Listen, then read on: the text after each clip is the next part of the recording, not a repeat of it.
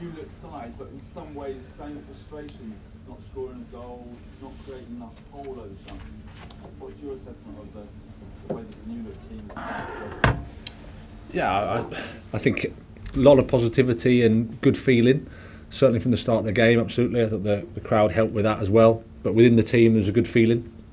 I agree. I think we didn't do enough in terms of our attacking play to create more, which is something we need to do. I think you saw a team against us defend very, very well, very organised, and that bit of connection, that bit of fluidity, that bit of understanding that you need, we probably lacked a little bit, which is understandable when you consider we've got players coming back from injury and new players in the team. So that's just where we're at the moment.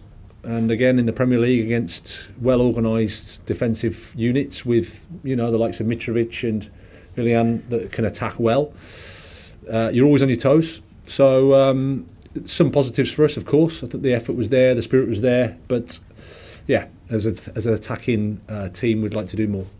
Jake? Graeme, before the game, obviously we heard that Aubameyang hasn't made the cut for the Champions League squad. Is that going to be a difficult thing to handle for the rest of the season? And what was the thinking behind the decision? No, I don't think it's going to be difficult because Pierre's a professional, and of course I understand he'd be disappointed. It was a tough decision, it was a tough call.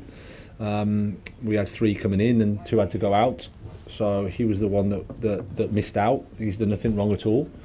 We wanted to give David some game time today in terms of see where he's at and give him that opportunity. I think you saw that one flash that he's got.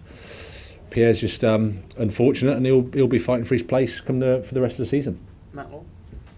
There's a picture of him. He seems to be in Milan tonight. Was he given permission to have a day off and sort of do what he likes? Is that okay that he's there?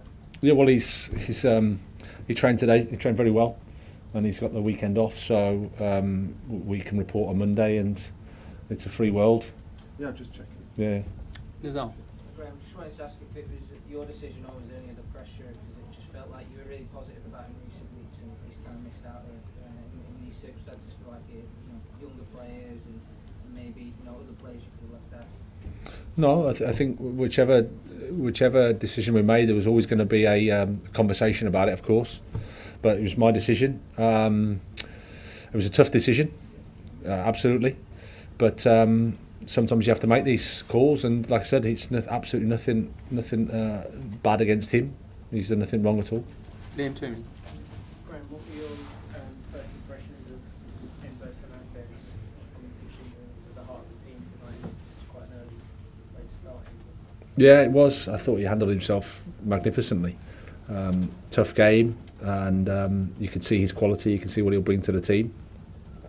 Not easy for him or for us because he hasn't been with us that long, but I think you'll see how good he can be and how much he can influence the team. So excited with him. Adrian? Graeme, how was Pierre when you told him? How difficult was that conversation as you were talking about yesterday?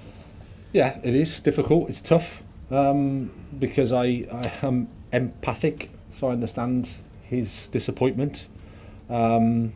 But I've got a responsibility, which is to make these tough decisions and to articulate them as honestly and as well as I can to the player, and then respect the fact that he's going to be disappointed. He's handled it very, very well. Trained today fantastically, which is what I'd expect. He's been a top guy for us. Davide?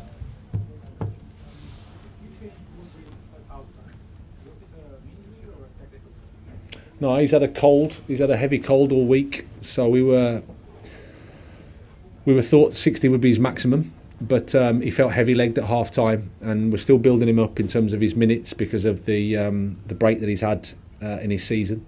So it was just we thought 45 was about right for him. What does Aubameyang need to do to get back into your plans? And is he a player type that can fit in the system you're playing at the moment? Yeah, absolutely, he can. Yeah, it's everything's up for grabs. He's got to keep working, train like he did today, and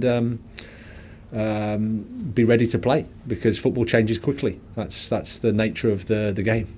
Okay, 2 more, and then we'll do the Sundays. Gentleman there, and then Dan King after to finish. How confident are you that this Chelsea team can still get top 4 with recent games? Say that again, sorry. How confident are you top four with the recent run of games? Well, I'm confident with the potential that we have. I'm confident with the ability that's in the group. What we need to do now is gel the team. That's the challenge. That's what we have to do. There's a lot of football to play, but at the same time, I don't want to waste too much time worrying about what we're going to do in 4 months' time. I need to focus on the next day and the next training session and the next game.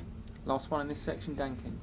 Graeme, you've been aware that Pep Guardiola and Jurgen Klopp had their say today. Jurgen Klopp said he can congratulations to all these great players, but he doesn't quite understand how it works.